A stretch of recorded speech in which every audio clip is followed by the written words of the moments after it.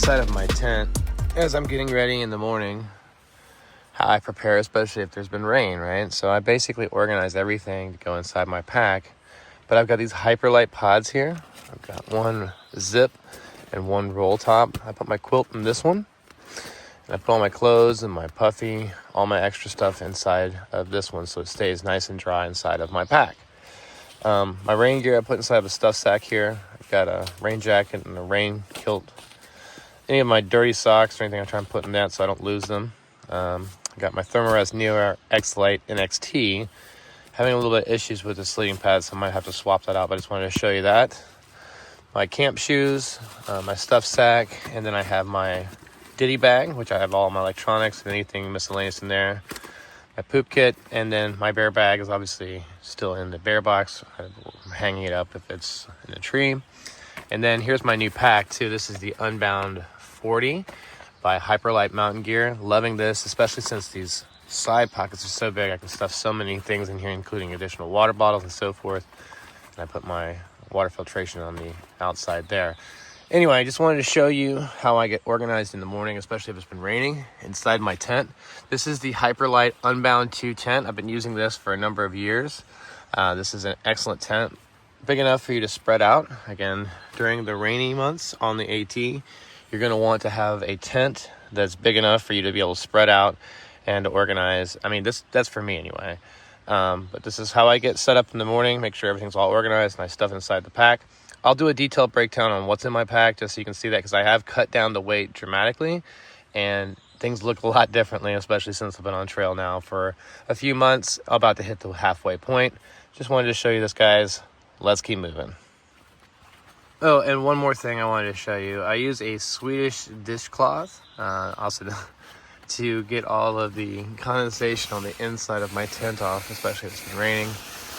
This is huge, guys. This is a nice way to make sure it stays nice and dry, or drier, I should say, but it's super absorbent to get the moisture out of the inside of your tent.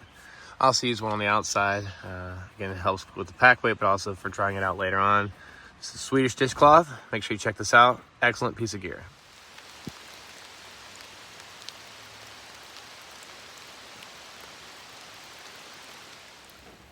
Well, good morning, everyone. Welcome to another edition of Metro on the Move. Today, we're having some ramen for breakfast. Hey, I'm gonna have a Coca-Cola I packed in as well, but sitting here at Tumbling Run Shelter. I did camp out, but it's raining, so I'm in the shelter for the time being. So I'm just gonna take it easy and enjoy my ramen. Yeah, let's keep moving.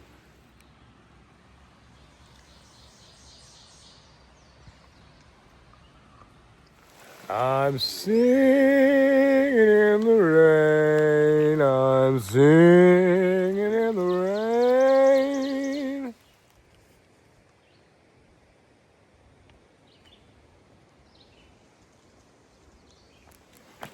All right, guys, we're out here. The rain has finally stopped. It's not too bad of a day. We only had to do about 10, 11 miles. So it's our Nero day. It's been about a week since I've had a shower. So I'm starting to feel pretty greasy.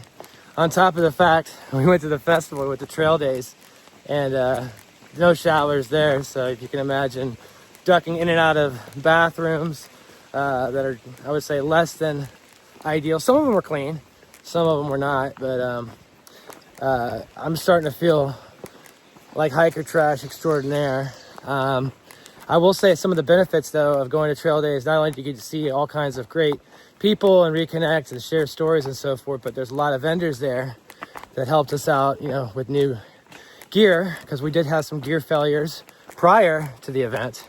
And unfortunately, we also had some gear failures after the event. Not with the new gear necessarily, but we did have some issues. I'm not going to say who those companies are right now, because we're still in the mix of working through them. But in the prior video, I was talking about, all gear will eventually fail. So it's kind of setting yourself up for unrealistic expectation if you think it's buy once, cry once, in terms of, I'm going to have this piece of gear for 30 years. That's just not how it's going to go, especially if you're putting it through more vigorous testing, I should say, actual use on a through hike or any type of long distance hike.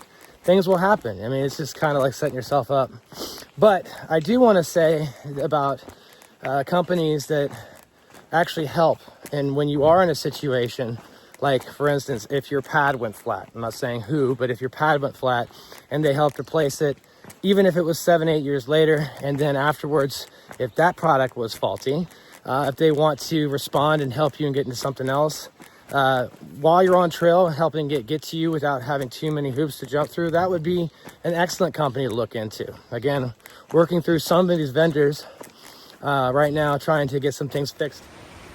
All right, so we're doing a little road walking here. Heading northbound on the Appalachian Trail. Today we're getting off at Virginia 30. I'm not exactly sure of the name of the town. What was the name of the town? Cold Canyon or something like that? Or what's the name of the place we're getting out? Caledonia State Park. Caledonia State Park. So, again, it's a Nero today, only 10, 11 miles. It's a town day though. We're gonna get some town food, do our laundry, resupply, and again, talking about all the new gear, I'm probably gonna shoot a video so you'll be able to see all the new items that I've picked up or I'm now currently using as my primary pack. All the winter gear has changed. What I'm using has dramatically been cut down. I'm very happy with my new Unbound 40 by HYPERLITE mountain gear. And again, I'm gonna show you all the items that I'm using specifically on these summer months or the late spring into summer. Also, we're going to be treating our gear permethrin. Make sure you treat your gear as the tick season has already begun. We've already treated it once, twice, and this will be our third time. Treatment typically lasts about 6 weeks, so you want to make sure you stay on top of that, especially as you're going through the tall grass. You don't want to get bit by ticks, but also nick wax. We use that to treat our rain gear to make sure everything is beating up properly. Yes, rain gear, if you're in steady rain, will eventually wet through, but the nick wax actually helps keep it water resistant, if not completely water repellent in some capacity while you're on trail. So we'll do that when we get into town today. On the Appalachian Trail, guys. Sorry, not much of a view, not much to share with you today. It's raining. All right, guys, so I just almost made a huge mistake. I see Appalachian Trail here, foot traffic only, it says north. I'm like, oh, okay, there's a white blaze, and I see north here, but as you can see, there's also Raccoon Run Trail. So as I'm walking down this direction, my buddy Alpha Gal here is like, yo, where are you going, man? I'm like, I'm on the AT. He's like, no, you're not. You're going to Raccoon Run Trail, and I don't know where that would take me, but the point of this is you got to make sure you look at the entire sign. North is this way. Even though you can barely see that white blaze up there, you're gonna have to keep your eyes open. But if you saw this blaze here, it didn't have, I guess the other blaze is behind it. You see how it's hidden here? So they're stacked, so it's offset, so it does tell you to go this way, but they may want to reblaze it here, offset, so people know to go that direction.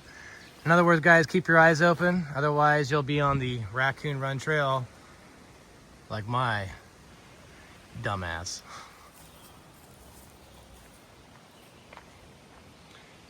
Guys, take this into consideration. All shelters, areas, tent sites along the Appalachian Trail are for backpacking use only.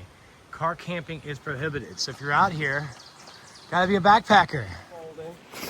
All right, so I have some excellent news. As I'm out here hiking in the rain, I had reached out to a contact at Cascade Designs that helped me with my Thermarest pad.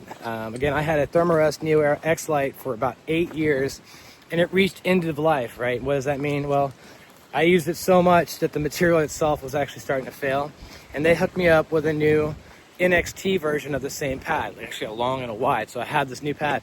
But with any products, again, sometimes things will happen, and there was a leak in that one right out of the box. So I contacted the rep, and the rep said, well, since you're now in a different state outside of the jurisdiction, here's what you need to do. But they are instructing me on how to get that fixed in terms of I'll be able to get a new pad. So what I was saying earlier about choosing the right company to work with or buy their products, again, it's all about quality and if it'll go the distance. And if it doesn't go the distance, if they stand behind their products, like Cascade Designs, you definitely need to check them out, especially if you're looking for a sleeping pad.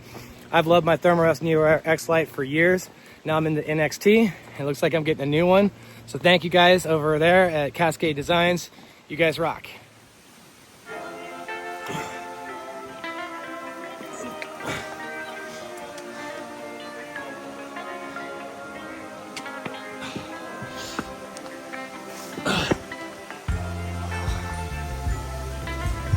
Some nice big rocks around here. Holy cow. Oh boy.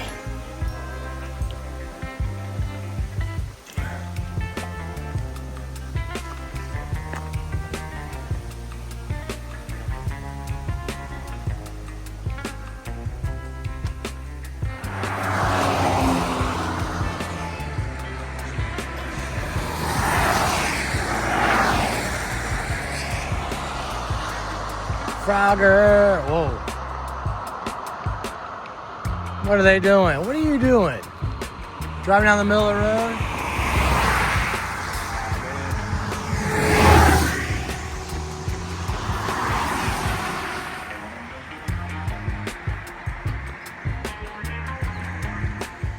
All right, guys, it was a short day today, and we came from the Tumbling Run shelter, as you can see behind me.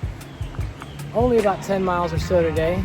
Now we are in this Chalcedony something state park, something. I don't even know if I said it right or not. But again, good news. We're heading to REI to get a new sleeping pad. Thank you, Cascade Designs, for responding quickly and helping me to be able to resolve this issue because my pad's been going flat. Now I like sleeping on the ground, but I don't like sleeping on the ground. So again, with gear, sometimes things happen. But if you work with the right brands will look out for you when you're in the field and having issues, especially if it's no fault of your own. This was just a defect. Again, defects can happen, but if they stand behind their products, it's a wonderful thing. All right, so we only have about 30 minutes of the drive to get to the REI. I can't wait to get my new pad. I'm so excited it's gonna be fixed. Hopefully, everything will be right in the next couple of days because I don't know when I'll be able to get to another REI in the future. But that being said, if you found any value in this video, please hit the like button, subscribe to my channel, and send me your comments. I do respond. As always, thanks for watching. But until next time, let's keep moving.